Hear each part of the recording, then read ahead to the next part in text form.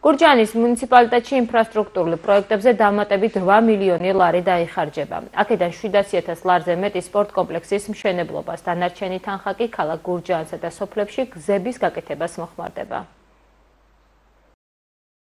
როგორც მოგახსენეთ, მიმდინარე წელს მთავრობის გადაწყვეტილებით გურჯაანის მუნიციპალიტეტს გამოეყო 1955 განკარგულებით 7.953.000, რომელიც ძირითადად მოხმარდება 2024 წელში დაწყებული სპორტული კომპლექსის, რომელიც 9 აპრილზე მიმდინარეობს მშენებლობა, იმისთვის 707.000, დანარჩენი 7.240.000 სოფლად და ქალაქად სხვადასხვა გზების რეაბილიტაციისათვის, რომელიც ასევე დაწყებულია 2024 წელს და მიმდინარე პროექტებია.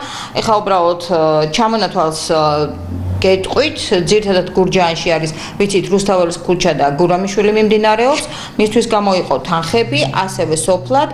ეს არის ვაზის უბანში დათუნა ანთუბანი, შაშიანში მე-14 და მე-12 გზების რეაბილიტაცია, სოფელ გურჯაანის საუბნო გზა, კაჭრეთში შესასვლელი გზა, ჯიმიტში შიდა საუბნო გზა და სოფელ ჩუმლაყის მე-14, 25 და 26 ქუჩების რეაბილიტაცია, რომელიც, როგორც მოგახსენეთ, 7.240.000 შეადგენს.